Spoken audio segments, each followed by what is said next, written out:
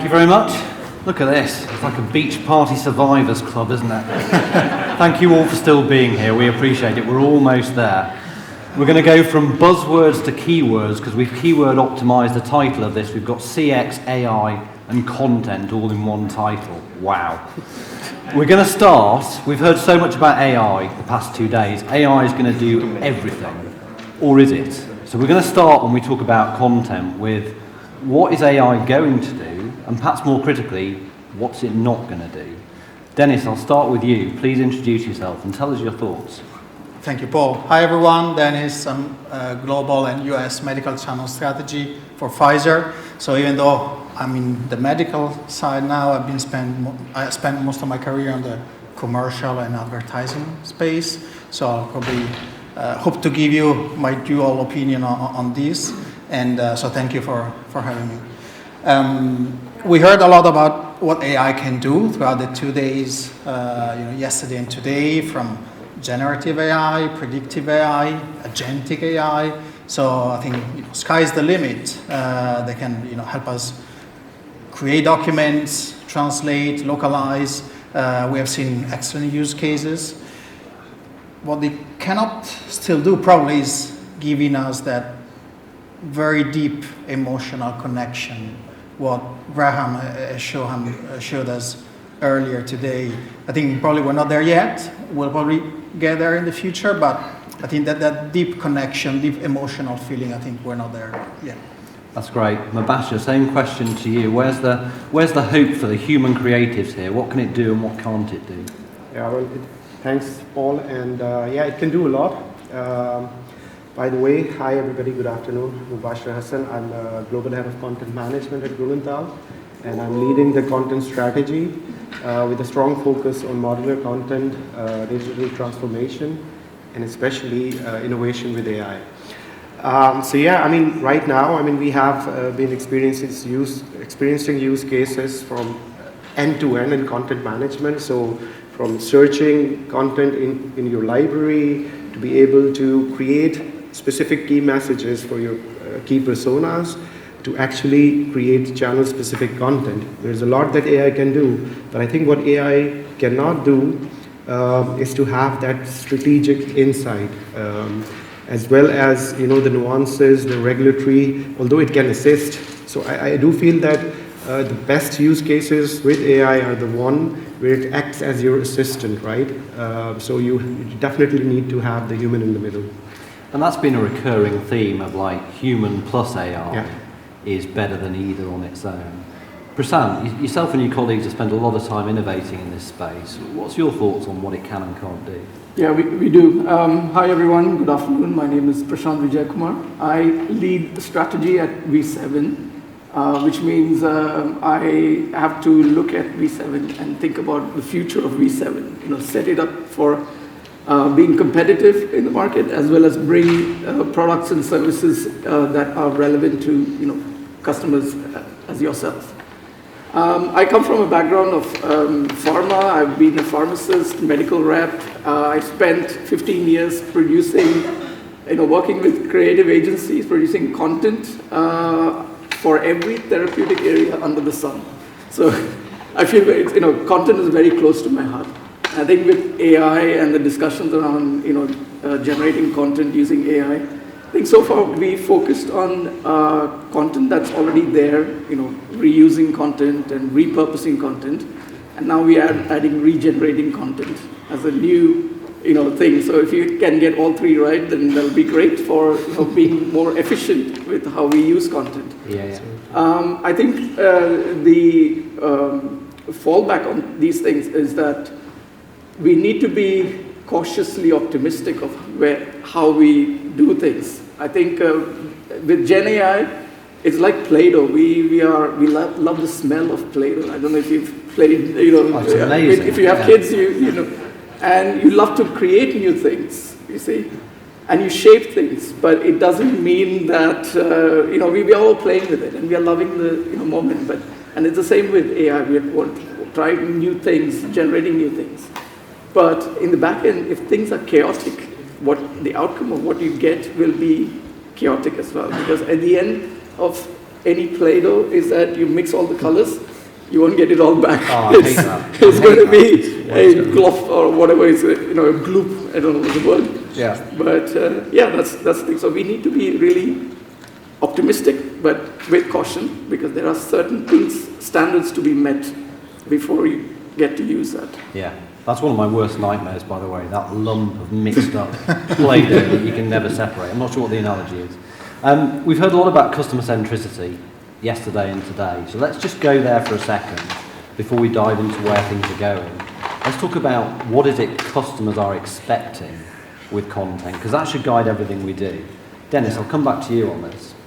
I mean, as you said, we have seen yesterday, even today, even numbers that are telling us that 70% of HCPs want personalized content that's going to influence their decision in diagnosis and treatment. We have seen even from Roland talk earlier that customer experience counts as a third of their decision-making process. So it's clear that it's an essential part of the engagement that we're doing with healthcare professionals, and really getting those insights, really where we can bring value to the experience is where I think we're going to play. It's worth playing. Yeah. Mubasher, again, you spend a lot of time speaking to customers, looking at what they want. What are you hearing? What are you seeing? Yeah, no, I think since the last few years, the mindset in the customers has changed. They've become more tech savvy. I mean, given all that, and with the amount of channels that we have these days, there is a big risk that your content and your messaging becomes redundant, and and that annoys the customer, right? And I think there's more than ever expectation from the customer that you do deliver them tailored to their needs, key messages at the right time, at the right channel. And it is not a differentiator anymore. I mean, it has become a baseline these days.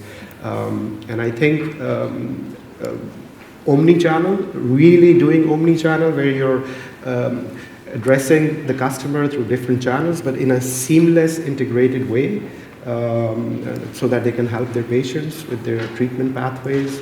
I think that has become the norm now. Yeah. And Prasant, I guess you've got two customers. You're looking at what your pharma clients want, but also what their customers, the HCPs and patients want. Are you seeing alignment there? Are there some common themes? Absolutely. I think the basic or the core principles don't change. However, we get to the point where we are able to provide the value, the relevance of the content. The message is at the right time to the customer.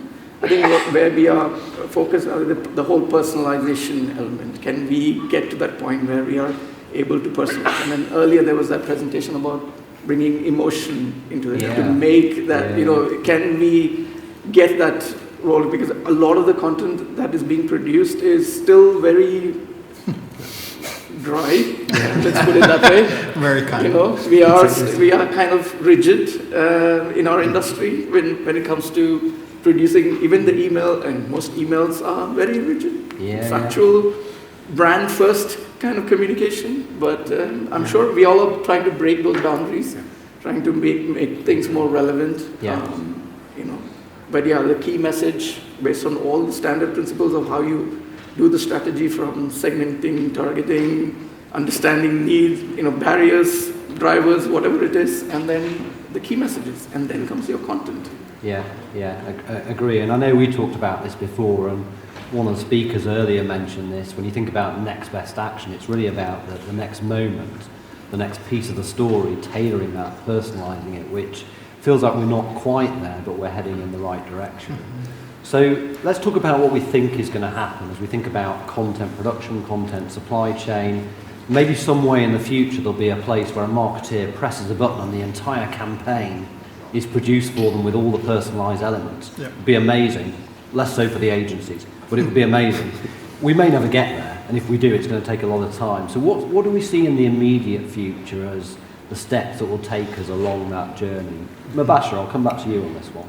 Yeah, I mean, by the way, there's a lot happening already, and the speed of how it's happening is amazing. So I'm really positive, and what I see is, so you have to have, the AI bit actually helping our marketeers, because if it is about one customer, you can really understand the customer, right? But across different channels, across different platforms, there's tons of data that's flying around. And what I think will happen is that AI is going to help you, summarize that and build really nice workable personas for the customers. And then the content, as long as you have the strategic input.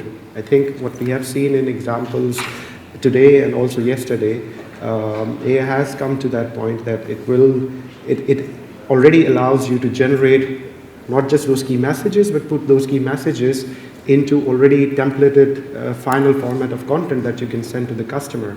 And then the last bit is around how you measure the engagement, right? And I think all that end-to-end life cycle of content, like I said, AI can be a really good assistant. And we are, I think, already there. There's, of course, still a lot to cover, but I think we're in a good shape. Yeah, we're going to learn along the way. Not everything's going to work perfectly. We need to keep reminding ourselves that. Prasant, I'm going to come to you, and I want to just hone in on modular content, because it's a big, big topic. Many companies are using modular content. You have other people saying it might not be the future.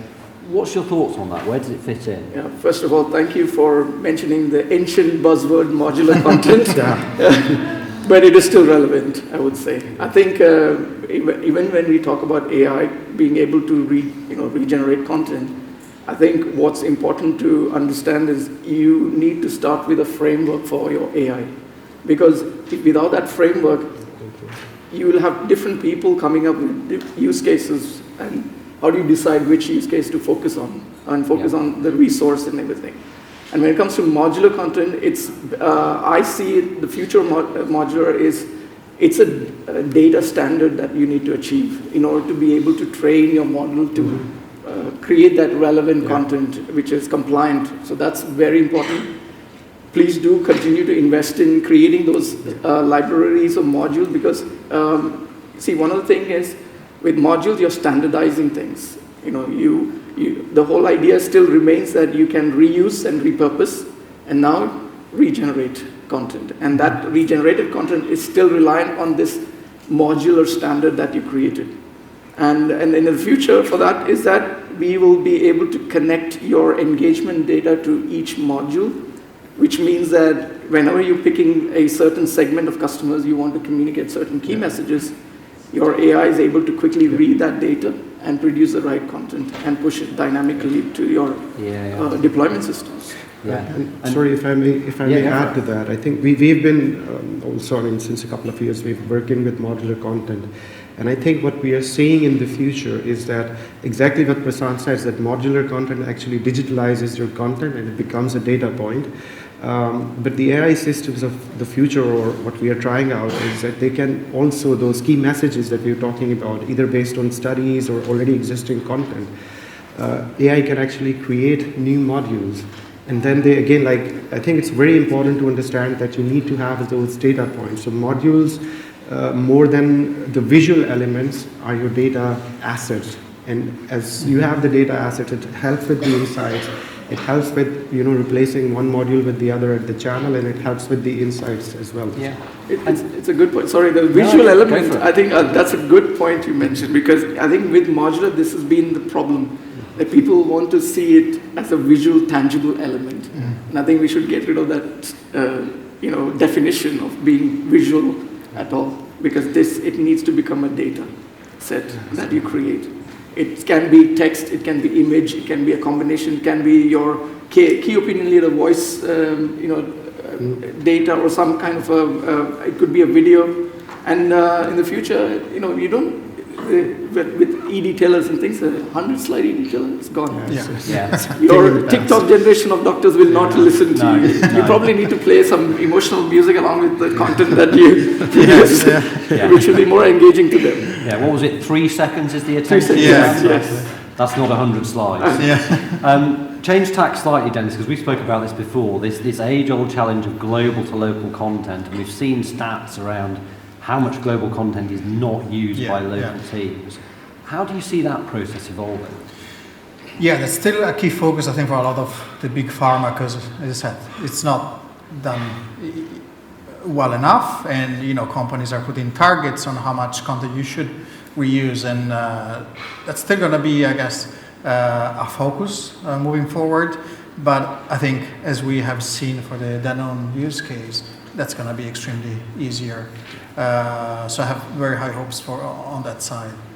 You think? And also vice versa, local to global, and we use, I guess, across markets. Yeah, that's a key point. It can go both ways. There are key elements Absolutely. that can go up the chain as well. But yeah, I think we've seen that translation or transcreation process can get much, much simpler. So we're into the last few minutes here. I want to talk about how we measure success. How do we know we're going in the right direction? The age-old topic of KPIs. Yeah. What metrics are we looking at here? I'll come back to you on this, Dennis. Well, what struck me on the title even of this panel was impact. So now being in medical, and given my experience commercial, impact is defined in very, very different ways. We're not going to solve this today or tomorrow, but we're going from a more standard share of voice, share of market on the commercial side, the more the engagement and vanity metrics, perhaps, to what really creating medical impact. And what Vivek was saying earlier this morning, we can get insights also from AI intent on what potential actions from doctors could be, or even trying to understand a bit more what is the real value that we can provide. Yeah. Mubasher, what kind of things are you looking at? Yeah, so first of all, the mindset change, because I think traditionally, historically, when we talk about measuring impact, so content gets mixed with the channel metrics. So you have to have that separation. Yeah. I know it's a very difficult thing, but there are things, there are small things that you can embed that allow you to do that. But the first thing is to have that mindset that we have to look at content separately from the channel. And what we are, for instance, doing is we are, having these, for instance, with every content that's delivered, there's some sort of a feedback loop from the customer, star rating, you may call it, and then at your website. So I think the technology allows for it. With AI, it's going to improve much further. Yeah. But I think the groundbreaking thing is to have the right mindset to start looking at it. I couldn't agree more. And I remember back in the day, many, many moons ago, when social media was coming through, some of my clients would say, Twitter doesn't work. Well, okay, now it doesn't work because Elon Musk has broken it. But back in the day, it did work for many companies. It just means your content's no good because they couldn't separate that measurement. Exactly. Yeah. Prasant?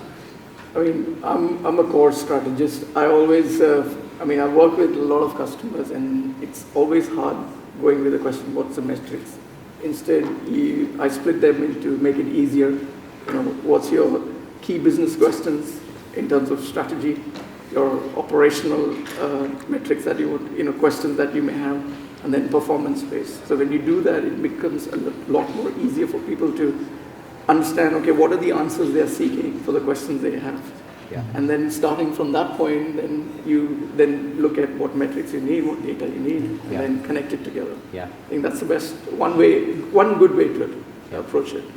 So a minute and a half left, 30-second answers here. Key to success moving forwards in this content space that's being impacted by AI. Dennis? I think, we touched on a number of things, content, CX, and throughout the Congress, we have seen many aspects. So to reuse a famous motto, if you want to go fast, go alone. If you're going to go far, go together. So bring all the stakeholders together, create solutions that can work for everyone. Going back to the shared ownership that we have seen also earlier in the bring everyone together and create something that can work for multiple functions. Yeah, collaboration. Mubasher? Yeah, it starts with the mindset. So you need to have a creative, challenge in the status quo mindset, and embracing the creativity that's coming, not being fearful of it. Starts with mindset. Then you have to have the right model, modular content.